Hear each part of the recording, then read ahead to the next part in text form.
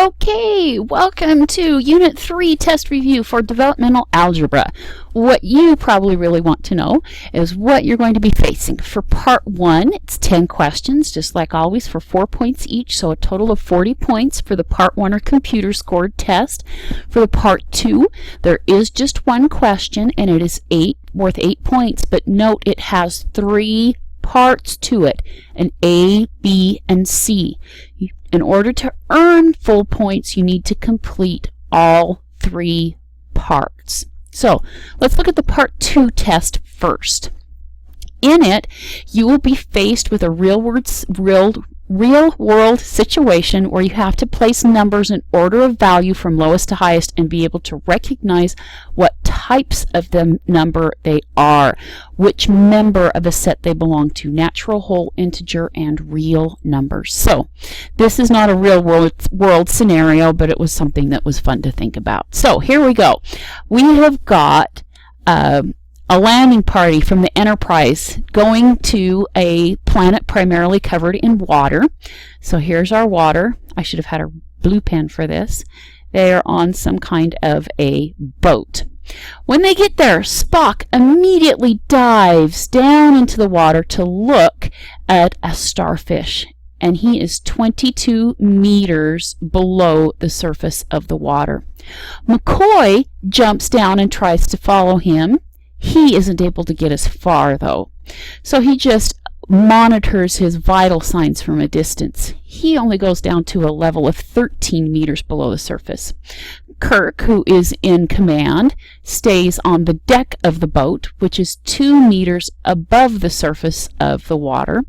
And Scotty goes up to the top of the boat. Here we have the captain's quarters. Oh dear, I lost the thought. What is it? Oh, it's not the poop deck. What is the control room of a boat called? I'll think of it sometime. Anyway, Scotty goes up there. And so he is 7 meters above the surface. With a scenario like that, be able to state from least to greatest, put these individuals in order. And then if asked what type of number they would belong, their value. For example, let's choose Captain Kirk. He is 2 meters above the surface of the water. His value of 2 meters, what type of number is it? Is it a natural number? Yes, it is. It's something we can count on our fingers. Is it a whole number? Yes, it is. It's 0, 1, 2, 3, 4. Is it an integer? Yes, it is.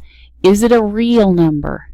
Yes, it is. So, Captain Kirk's value of 2 belongs to all 4 sets of numbers. Anyway, you'll be faced with something similar to that. Be able to do all 3 steps, and you will do well. Okay, moving on to the part 1 test. You will need to be able to put in order from smallest to largest numbers such as this. Notice we've got some decimals, we've got some fractions, we've got some positive integers, we've got some negative integers. When in doubt, draw a little number line. It will help you out. Negative 2.3. That's going to be about right here. 0.7. That's going to be about right there. Negative 4/5. 4/5 is not quite 1. It would be right about here. And 2/5. That is just barely over 0. So we have put in order those numbers. And if it helps to convert these into decimals so that you are using the same format, you can go right ahead. 4 divided by 5 is equal to 0.8, negative 0.8. So there's our point right there. 2 divided by 5 is equal to 0.4. So I put it right there. Okay. Next up, be able to determine the intersection and union of sets. Yes, and there are several questions about this on the test, so please don't blow this concept off. And if you need some more practice, there's practice problems in your textbook. Please do those assigned questions from your textbook. I know you're given that assignment after the lesson. Please do them. It will help you. All right, remember, intersection is like the intersection of a street. The intersection is just where the two streets cross. So when we are doing intersection, it is only the numbers that are identical to both sets. Is 1 in both sets? No. Is 3 in both sets? Yes. If I were doing the intersection, and I'm going to use the intersection symbol, it would be 3. What about 6? Nope, 6 is not in the other one. What about 8? Yes, 8 is in both of them. I would include that. What about 9? 9 is not. The intersection of these two sets would be the integers 3 and 8. Union, remember, you can remember that because the symbol looks like the U from union. What happens in a union? Basically, you jam the two together. So we will list every single one. 0 and 1 and 3 and 5 and 6 and 8 and 9. And I believe this is a typo on my part, and that should have been 10. I don't think I would put 1 at the end, so I've got to fix that. All right, intersection and union. If you have questions about those, we can work some problems together in live help. Please come anytime. All right, you also need to be able to determine what items can be members of a set. And when faced with this, you may not be looking at numbers. They may give you an example such as this, where you have to determine which months would belong into a set based on the criteria that they have to end in Y. So we just go through the months one at a time. January ends in Y. February ends in Y. March does not. April does not. May ends in Y. June does not. July. August does not. September, October, November, December. All right. I wrote these vertically instead of horizontally, but the member of these sets, the months that end in Y, would be January, February, May, and July. And again, be able to determine what components or elements would belong to a set based on criteria given to you, and it may not be numbers. Okay. Be able to substitute and evaluate equations and expressions. If you are presented with a couple of options, we're looking at plugging and chugging. They want to know what value of x makes this a true statement. So let's plug and chug. What happens when we stick 5 in there?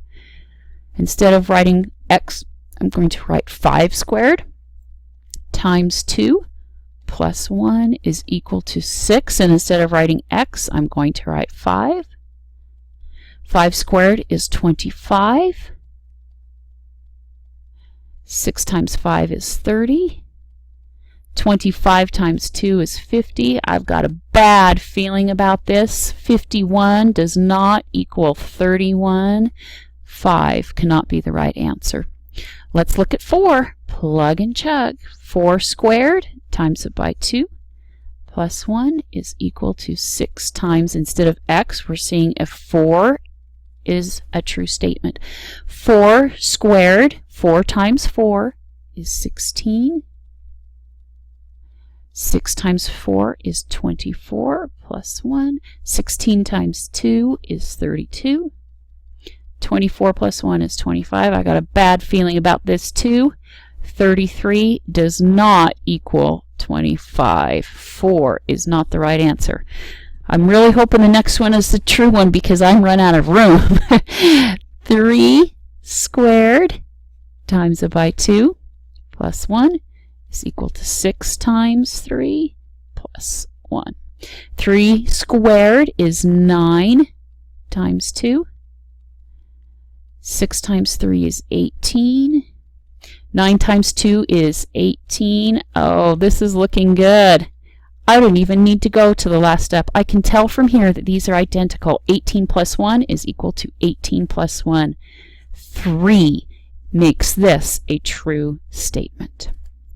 All right, be able to do something similar only using greater than or less than symbols. So we're going to plug and chug different values for x to see if they make a true statement. Let's try 5 first. 4, and instead of writing x, I'm going to write 5 plus 1. And instead of writing x, I will write 5. So 4 times 5 is 20. 2 times, we have to do this in the parentheses first. 7 minus 5 is 2. We've got 20 plus 1, or 21 on that side. 2 times 2 is 4. 21 is not less than 4. 5 does not make a true statement. Okay, let's try 4. 4, and instead of writing x, I'll write 4. It's less than 2 times 7, and instead of writing x, I will try 4. 4 times 4 is 16. 7 minus 4 is 3. Again, we have to do the parentheses first, according to PEMDAS. 16 plus 1 is 17. 2 times 3 is 6. That is not true either. 17 is not less than 6. All right, let's try 3. 4 times 3 plus 1, is it less than 2 times 7 minus 3? 4 times 3 is 12 plus 1. 7 minus 3 is 4. 12 plus 1 is 13. 2 times 4 is 8. That is not true either. Process of elimination. This should be true, but let's check it. Plus 1, is it less than 2 times 7 minus 2? And again, I'm out of room. 4 times 2 is 8. 2 times 7 minus 2 is 5. 8 plus 1 is 9. 2 times 5 is 10. Is 9 less than 10? Yes, it is. 2 is a valid answer. All right, very similar, only this time we have to determine what operator should go in there, not operator, symbol, knowing that x is equal to 7. So let's plug and chug. 7 squared minus 2. Insert that there. We don't know the operator. Times 7. All right, 7 squared is 7 times 7. 7 plus 4 is 11. 13 plus 2 times 7 is 14. 49 minus, what's 2 times 11 is 22. 13 plus 14 is 27. 49 minus 22 is equal to 27. What operator belongs in there? It's equals. All right, that gives you an exposure to every type of problem that you will see on the exam. I hope you don't take this mean, but you do need to put in the work. Yeah, it's kind of like expecting to get a different result if you do the same thing over and over again. If you put in the work, if you are working those practice problems from the textbook, if you are putting the time in on the lessons, if you are coming to Live Help and asking me questions, if you're sending me K-mails with what you don't understand, Mrs. Lake, please help me with this, you will do well on this. Yeah, remember, you can take it twice. If you take it the first time and you're not happy, please come to Live Help. We can work on some things together before you try it again. Good luck. Let me know how you do.